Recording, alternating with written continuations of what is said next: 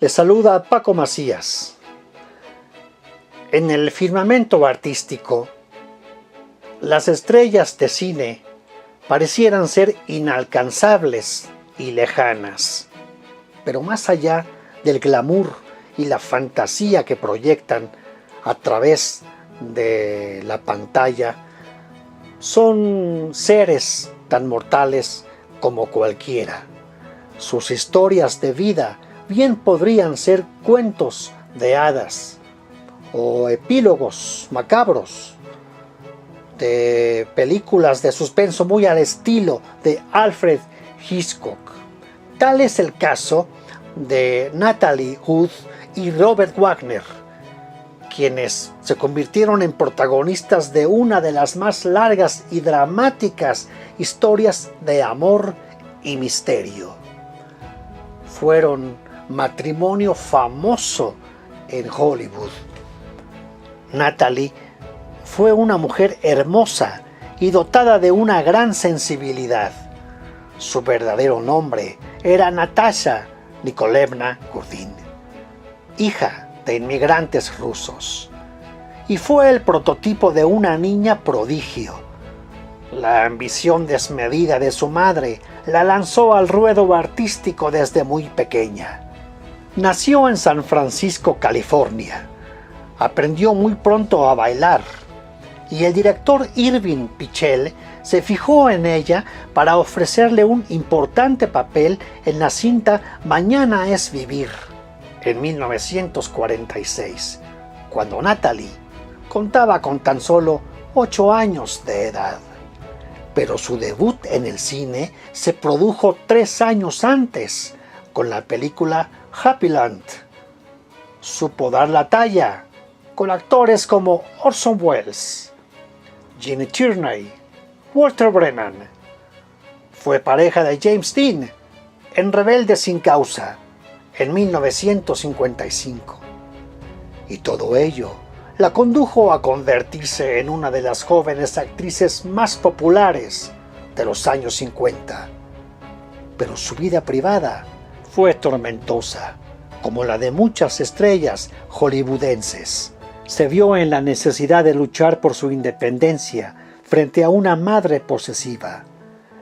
Natalie vio en el matrimonio con Robert Wagner una salida hacia su tan añorada libertad. Luego vendría el divorcio. Fue entonces muy sonado el romance entre la actriz y el actor Warren Beatty, lo que tenía muy celoso a Wagner. Pero Natalie se casó después con el productor de cine Richard Gregson y nació su primera hija, Natasha. Natalie y Richard se divorciaron al saber ella a su marido envuelto en un amorío. Y en 1972 volvió a casarse con Robert Wagner. En el cine, Natalie ya no era la encantadora jovencita. El público la veía con cierta reticencia en sus papeles de mujer madura. Sin embargo, su talento ya había quedado patente en su interpretación como María, en la película Amor sin barreras, en 1961.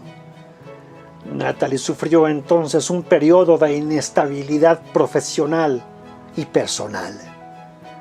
Poco después fue elegida para ser la protagonista de Esplendor en la hierba, cinta en la que tendría uno de sus papeles más enigmáticos y perturbadores. Pero por encima del éxito y la fama, a Natalie le atormentaban sus sueños. Con frecuencia se veía sin vida en el fondo del mar, y los psicólogos le explicaban que sus pesadillas parecían tener origen en su época de nonata, cuando su madre estaba a punto de dar a luz. Nadie se imaginaría que al llegar a sus 43 años, una tragedia daría un vuelco tremendo de las páginas del Jet Set por las notas policiales, cuando Natalie fue encontrada ahogada en el mar. El mundo se conmocionó aquel 29 de noviembre de 1981. Aquella noche llovía en la bahía Santa Catarina.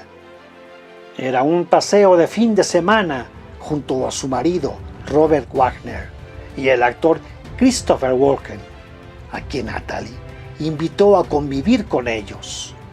En aquellos días, la actriz filmaba con él la película Brainstorm. El yate de los Wagner, el Splendor, fondeaba en la zona donde cada fin de semana hacían fiestas los adinerados de esa zona californiana. Se habló entonces de una noche de tragos y una discusión por celos profesionales y sentimentales que dieron paso a una acalorada pelea. Robert Wagner estaba en su mejor momento televisivo, pero Natalie ya estaba lejos de los papeles emblemáticos de su juventud, como algo pasado de moda. Sumergida en su maternidad y en la vida familiar, la actriz sufría ansiedad recurrente y había pasado una fuerte depresión. El ascenso de su esposo a la fama y el declive de su carrera la deprimían aún más. Aquella reunión se volvió perturbadora para Robert, Natalie y Christopher. Wagner estaba celoso porque además se sospechaba en medio de un triángulo amoroso, donde Christopher Walken formaba parte. Natalie se retiró molesta a su camarote. Se dijo que no se le vio más a bordo del yate, pero en realidad su esposo la buscó en aquella habitación para seguir la pelea. Supuestamente la actriz intentó abordar una lancha de plástico atada al yate en medio de la noche violenta y bajo los efectos del alcohol. Los informes policiales revelan que la actriz se resbaló y cayó al agua. También se informó que hubo gritos de auxilio. Todo era muy confuso. Robert Wagner siempre defendió la versión de un lamentable accidente. En la fatalidad de aquella dramática muerte, surgieron mitos alrededor de Natalie. Recordemos que una de las películas más emblemáticas de su carrera fue Rebelde sin causa, donde actuó al lado de James Dean, quien perdió la vida en un accidente automovilístico poco después de terminar la filmación de esa cinta. Y hubo otro actor en aquel reparto, Salvatore Mineo, o Sal Mineo, quien había sido acuchillado 5 años antes, en 1976, cuando regresaba a su casa después de un ensayo teatral. Tenía 37 años.